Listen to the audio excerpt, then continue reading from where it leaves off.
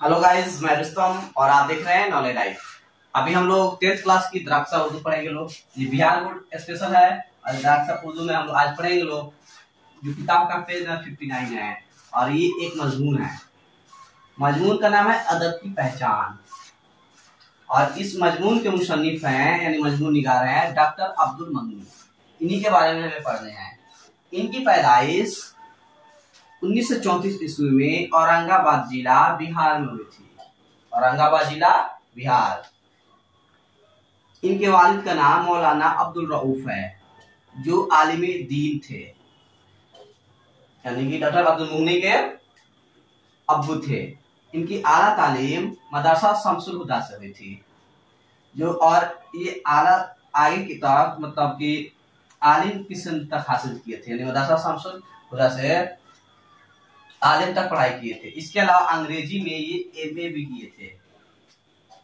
इनकी मुलाजमत पटना यूनिवर्सिटी के पटना कॉलेज में हुआ था और ये वहां से ट्रांसफर करके पटना यूनिवर्सिटी के बीएन कॉलेज में चले गए, जहां से ये अपने नौकरी से सुबदोशी रिटायरमेंट हुए।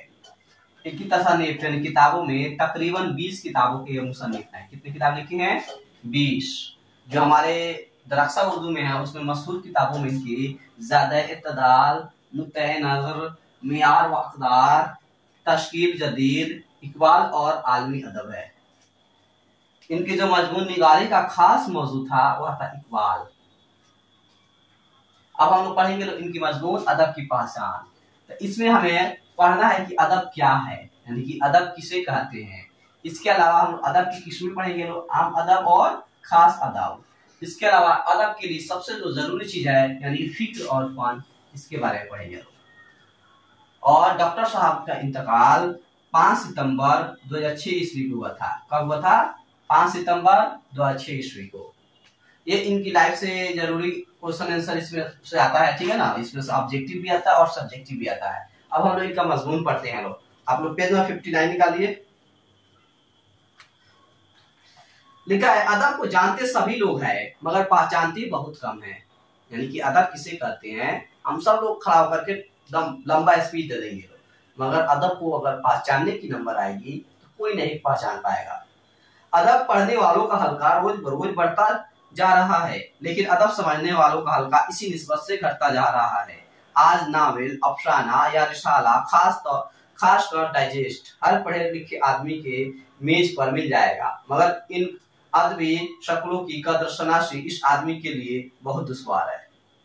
मुसन्निफ कहते हैं कि आज लोग पढ़ रहे हैं, तालीम हासिल कर रहे हैं, मगर उनके अंदर अदब नहीं आ रहा है। अदब किसी कहते हैं उन्हें पता नहीं है। वह नावी पढ़ लेंगे, अफसाना, मजमून और सभी पढ़ते हैं, लेकिन अदब को समझते नहीं है। चनांचे वह अदब के नाम से पढ़ तो लेता है बाजार में चलती हुई बहुत सी चीजों को, लेकिन ये भी नहीं जानता कि इनमें कौन अदब है और कौन नहीं, और जो चीजें वाकई अदब है उनके दरमियान तनकीदी मुआजना उनकी बाहमी खूबी व खामी को समझना तो उसके लिए बिल्कुल मुहाल ही है। नामुमकिन है कि वह अदब को और गैर अदब को पहचान करके अलग कर सके। इस सूरत हाल के नतीजे में आज अदब और गैर अदब खिल्लत मिल्लत होकर के रह गए हैं। यानी कि अदब और गैर अदब क्या हो गए? आपस में मिक्स हो गए हैं। कोई इसे पहचान नहीं पाता है, कोई इसको तनकीद नहीं कर पाता है, अलग नहीं कर पाता है। इसलिए बहुत जरूरी है कि अदब की पहचान पर गुफ्तगू की जाए। यहाँ पहुंचकर हमें अपने हकीकी मसाइल का एहसास होता है। गर्चे अदब की तारीफ और लिखा है तशरीह सदियों से होती चली आ रही है। इस मौजू पर बेशुमार किताबें और मज़ामीन लिखे गए हैं, मगर आज तक ये तय करना दुश्वार है कि वक्तन अदब क्या है। यानी कि डॉक्टर साहब कह रहे हैं, मुसन्निफ साहब, कि जब से मतलब कि किताब पढ़ना शुरू हुआ, लिखना शुरू हुआ, अदब शुरू हुआ, लोग इस पर खूब सारी इसकी डिफिनेशन बनाए हैं, इसकी तारीफ की है, लेकिन आज तक एक मुतफ़क्का राय नहीं बन पाया है। आज तक किसी ने इसकी खास मतलब डिफिनेशन नहीं निकाल पाया है। इसकी क्या हदें हैं और क्या सिफ़तें, यानी अदब की तारीफ क्या है, अदब की क्या हद होनी चाहिए, क्या होनी चाहिए, क्या नहीं होनी चाहिए, कुछ भी पता नहीं है। इस सिलसिले में सबसे बड़ा और बुनियादी सवाल ये है कि क्या किसी जुबान में लिखी जाने वाली हर इल्मी तहरीर अदब है? यानी कि कोई भी कुछ भी लिख देगा किसी भी जुबान में, तो क्या सबको अदब मान लेंगे? कुछ लोगों का ख्याल यही है कि फलसफा में आशियात, दुनियात और अखलाकियात, तारीख और तबीयत वगैरह उलूम व फनून में मुख्तलिफ मौजू पर जो कुछ भी अदबियत के साथ लिखा जाए वह अदब है। यानी बहुत सारे लोग मानते हैं कि जितने भी मतलब टॉपिक्स है ना, सिनफे हैं, उनमें अगर जो बातें अदब के साथ लिखी जाए, अदबियत के साथ लिखी जाए, वह अदब होता है। इसका मतलब ये हुआ कि अदब दर हकीकत एक उसलूब, एक तर्ज बयान का नाम है। इसका कोई खास मौजू और मवाद नहीं है। चनांचे अदब की तारीखों में अदबी उसलूब में लिखी हुई हर किस्म की तहरीरों को अदब के जेल में दर्ज किया गया है। यानी कि कोई भी सिर्फ हो, अगर उसमें अदबियत पाई जाए तो वह अदब है। ये लोगों का ख्याल है। अब दूसरा नुक्ता नजर ये है, या दूसरा तरफ से अदब समझेंगे कि अदब दरअसल एक खास किस्म की तहरीर का नाम है। दूसरे तरह के लोग कहते हैं नहीं, अदब ये सब नहीं है, अदब एक खास किस्म की तहरीर का नाम है। और अदब का सिर्फ एक खास असलूब ही नहीं बल्कि एक खास मवाद भी है। यानी अदब की खास वसाइल जो भी हो, मगर तख्लीक की शक्ल में उसका एक मखसूस मौजू भी है और हैयत भी। बल्कि यूं कहें कि अदब के कुछ खास मौजूआत और हैयत है जिनका इजहार कुछ लिखा है मतलब इन मुसन्निफों सिल्फों में होता है। यानी कि कुछ खास सिल्फ में ही, कुछ खास टॉपिक को ही, कुछ खास तरीके को ही हम लोग अदब कहते हैं। ऐसा दूसरे हल्का का मानना है। चनांचे जो कुछ इन सिल्फों में लिखा जाए वही अदब है, और जो कुछ इन सिल्फों से बाहर है वह अदब नहीं है, खा इसके अंदर कितनी ही अदबियत पाई जाए। इसलिए कि अदब एक खास शक्ल का नाम है, जैसे शायरी, ड्रामा, नावल और अफसाना वगैरह। इस नुक्ता नजर के भी दो मकतब फिक्र है। कह ये तो बात हो गया, लेकिन अब इसके भी दो ख्याल हैं। अब इस ख्याल पर हम बात करते हैं। एक ये कि जो कुछ अदब की मुकर्ररा हैयतों में लिखा जाए वह अदब है। यानी अदब के लाइन में, अदब के स्टाइल में लिखा जाएगा उसे अदब माना जाएगा, खा वह जिसमें आर का भी अदब हो। दूसरे ये कि अदब की शक्ल में नजर आने वाली हर चीज अदब नहीं है। इसका मतलब ये हुआ कि अदब सिर्फ एक बनी बनाई हैयत का नाम नहीं, बल्कि ये दर हकीकत एक खास मयार है जो अदब की किसी भी हैयत में लिखने वाला है खुद ही बनाता है। यानी कि अदब कोई खास मयार नहीं जो कोई आदमी सिर्फ लिख रहा है, कुछ लिख रहा है, अगर वो अदब के मयार को उतारता है, उसमें अदबियत को भरता है, तब वो अदब कहलाएगा। यानी जब तक किसी तहरीर में तख्लीकी इनफरादियत न हुआ, अदब सही और पूरे मायनों में अदब नहीं है। और तख्लीकी इनफरादियत से महरूम तहरीर महज मेकान की और मसनूई है, यानी सिर्फ दिखावा करने के लिए है, इसमें कुछ भी बातें नहीं है। इस मकतब फिक्र के मुताबिक रस्मी, फैशुदा, सतही और सस्ती चीजें अदब नहीं है। और अदब होने के लिए जरूरी है कि तहरीर में ताजगी, जिद्दत, बुलंदी और गहराई हो। यानी कुछ भी लिख देंगे लोगों को खुश करने के लिए, समाज को उठाने के लिए, तो वह अदब नहीं होगा, बल्कि वह अदब होगा जिसको पढ़ने में हमें ताजगी महसूस हो, जिसमें जिद्दत हो, जिसमें गहराई हो, जो बुलंदी अता करे, उस सिर्फ को हम लोग अदब मानते हैं। अदब का ये आखिरी मयार बहुत कड़ा, और इस लिखा है तस्वुर के मुताबिक अदब का दायरा बहुत ही महदूद हो जाता है। यानी ये तीसरे टॉपिक की बात करते हैं, कह रहे हैं अगर इसमें अदब को पढ़ेंगे लोग तो अदब का मयार बहुत ही छोटा हो जाएगा और बहुत ही महदूद होकर रह जाएगा। लेकिन इसमें आर व तस्वुर में भी मजीद शिद्दत पैदा करने वाला एक और मकतब फिक्र है, और वह ये कि अदबी हैयत के तमाम शर्तों और तख्लीक के तमाम तकाजों को पूरा करने के बाद भी मयारी अदब करार पाने के लिए जरूरी है कि एक तहरीर आला संजीदगी की हामिल हो और उसके अंदर तनकीदी हयात पाई जाए। यानी कि अदब लिखेंगे लोग तो हम उस पर तनकीदी नजरिया को भी देखेंगे लोग कि उसको तनकीद करने पर उस अदब की क्या मतलब तस्रीह होती है, क्या रिजल्ट आता है। यानी मुकम्मल और कामिल अदब वो है जिसमें बेहतरीन फन का इजहार बेहतरीन फिक्र के साथ किया गया हो।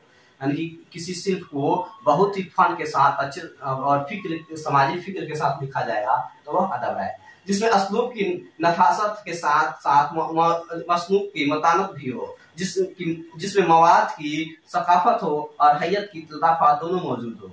इसमें कोई शुबा नहीं कि अगर अदब का एक मयार मुतय्यन करना हो तो दूसरे जरूरी होगा कि एक मुकम्मल नमूना अदब की तारीफ की जाए, यानी अदब की स्पेशल तारीफ करना पड़ेगा। इस एतबार से देखा जाए तो मानना पड़ेगा कि अदब के दो इज्जात तरकीबी है, एक फिक्र और दूसरे फन।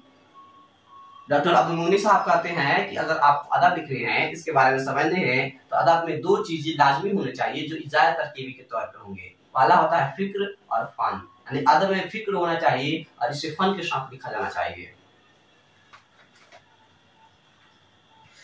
तब जाकर ये एक मुकम्मल अदबी तख्लीकी इसी वक्त लिखा है बरवई कार आएगी जब फिक्र और फन दोनों ही आला दर्जे के हो और इनके दरमियान कामिल हम आहंगी भी पैदा हो जाए। इस तरह के दोनों एक दूसरे में पेवस्त और जम हो जाए, यानी एक दूसरे में समा जाए, पता ही न चले। और इस लिखा है अज़दवाज के नतीजे में एक नाकाबिल तक़सीम तख्लीक मरकब नमूदार हो और ये मरकब जिंदगी और अदब की बेहतरीन कदरों का मुजाहिरा हो। इससे इंसानी तहजीब की जमालियात और अखलाकियात दोनों को फरोग हो, यानी कि इसको पढ़ने से हमारे तहजीब बदले, हमारे जमालियात हो, हमारे अखलाकियात को फरोग हासिल हो। ये तो अदब की बात हो गई। अब सवाल ये पैदा होता है कि क्या इसमें को पर पूरे उतरने वाली तहरीर ही अदब है, यानी कि सब चीजें फिक्र और फन है ना, लताफत ताजगी मौजूद रहेगा, क्या वही अदब है? इससे थोड़ा सा भी कम होगा तो क्या उस अदब हम लोग नहीं मानेंगे? ये तो गलत होगा। अरे इससे कमतर जो कुछ है वह अदब नहीं है। मेरा ख्याल है कि ऐसा समझना सही नहीं होगा। यानी कोई अगर मेहनत से कुछ लिख रहा है, कुछ गलती की वजह से थोड़ा सा अगर उसमें अदब है तो क्या उस अदब से बाहर थोड़े रख देंगे? ऐसा नहीं। जिंदगी किसी भी काम का मेयार इसके कमाल को जाहिर करता है, जबकि दुनिया की हर चीज दर्जा कमाल पर नहीं होती, यानी हर चीज एकदम 100% सही तो नहीं होती है ना, कुछ ना कुछ खामी सब में होती है, बल्कि इस दर्जे से नीचे भी चीजों का वजूद होता है जिससे इनकार करना हकीकत के खिलाफ होगा। लिहाजा में आरे कमाल की निशानदेही करते हुए भी वजूद की पहचान बिल्कुल जरूरी है। सबसे पहली चीज किसी हस्ती की बुनियादी तारीफ है, इसके बाद इसकी तकमील का सवाल पैदा होता है। लोग बुनियादी तारीफ देखेंगे लोग, अदब की सबसे छोटी इकाई को देखेंगे लोग। नेक्स्ट पैराग्राफ है, इस सिलसिले में सबसे पहला काम अदब की नौयत का सुराग लगाना है, यानी ये कहां से निकलता है। इसके बाद इसकी कद्र व कीमत मुतय्यन करने की नौबत आएगी, यानी उसकी कद्र कहां तक करेंगे, उसकी मतलब कीमत कहां तक लगाएंगे। अदब की पहचान के बाद उसकी कुछ परख हो सकेगी। जब तक अदब के अनासिर मालूम हो उसके औसाफ का पता नहीं लगाया जा सकता है। इस एतबार से देखा जाए तो अदब को सिर्फ दो हिस्सों में तकसीम करने की जरूरत है होगी, एक आम अदब और दूसरे खास अदब।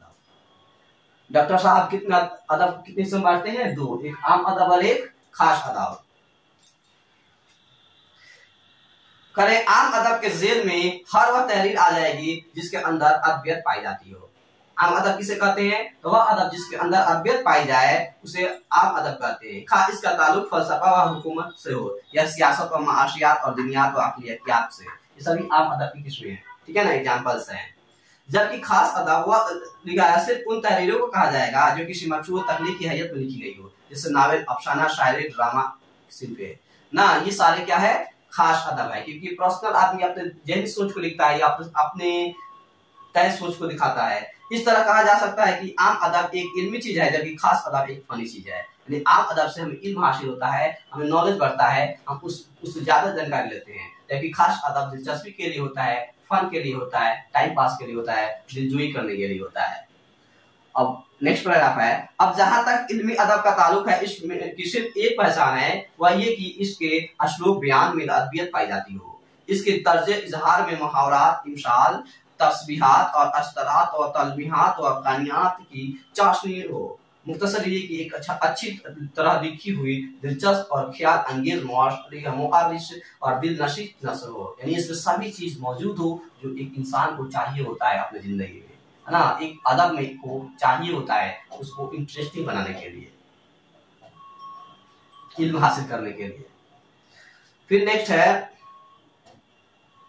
दूसरी तरफ फनी अदब की पहचान बस यूं होगी कि फन के जिस सिल्क में इसकी तख्लीक की गई हो उसकी मुकर्ररा हैयत के मुसलमा उसूल व क़वायद की पाबंदी में इसमें बुनियादी तौर पर की गई हो। खा इस पाबंदी के अलावा उसमें जिद्दत इनफरादियत का कोई निशान ना हो और खा एक इनफरादी इज्तिहाद के जरिए कायम शुदा रवायत की तौसी व तजदीद का कितना ही सामान किया गया हो। अदब की शक्ल में पाई जाने वाली और फन लिखा जवाबत पर पूरी तरह उतरने वाली हर चीज बहरहाल अदब है।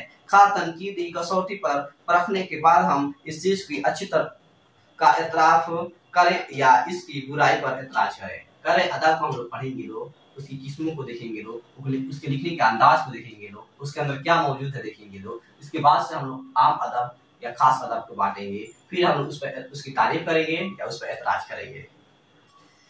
नेक्स्ट पैराग्राफ है, इस तरह अदब की एक बुनियादी और अमूमी तारीफ और पहचान हो जाती है। यानी अदब क्या है, किसे कहते हैं, अदब कितनी किस्में हैं, सब पढ़ लीजिए। लेकिन सवाल ये फिर भी रह जाता है कि अगर अदब एक ज़ौकी और तकनीकी चीज है तो क्या हम अदब की सिर्फ इस पहचान पर इत्तेफाक कर ले और इसकी परख की तरह कोई तवज्जो ना दे करें कि आप इतना जान लेंगे तो क्या इस पर हम आगे कोई तवज्जो नहीं देंगे, क्या इसके बारे में और ख्याल नहीं पेश करेंगे? ऐसा नहीं करेंगे। ये सवाल बहुत अहम है, इसलिए कि पढ़ने वालों से सिर्फ अदब पढ़ने की तौक़ा नहीं की जा सकती जाती है, बल्कि ये भी समझा जाता है कि वो अदब का तनकीदी मुताला करेंगे। इस सिलसिले में अदब पर खास और लिखा है, खासकर अदीब के नुक्ता नज़र से सोचने की जरूरत है। यानी हम लोग अदब पढ़ करके उसको छोड़ करके आगे नहीं बढ़ेंगे, बल्कि अदब को पढ़ेंगे तो उसके बारे में सोचेंगे लोग, उस पर तनकीद करेंगे, खरे और खोटे में फर्क निकालेंगे लोग, और हम लोग ये सोचेंगे मुसन्निफ उस अदब को किस अंदाज में लिखा है, क्या सोच कर लिखा है। अदब के किसी भी मानी और सिर्फ पर लिखने वालों के बारे में असूली तौर पर यह फर्ज किया जाता है कि वह तख्लीकी हिस्से के साथ एक तनकीदी शऊर भी रखते हैं, इसलिए कि अदब की तख्लीक बहरहाल एक जिम्मेदारी की बात है, और तो क्या की जाती है कि जो शख्स दुनिया के सामने अदब पेश करना चाहता है वह सिर्फ लोगों के सामने अपना दिल खोल कर रख देगा, बल्कि अपने मुंतखब किए हुए मौजू, असलूब और हैबत की बुनियादी तकाज़ों को पेश नजर वह शख्स छान फटक और सोच विचार करके कुछ खास मुख्तलिफ और मखसूस अंदाज में बयान करेगा।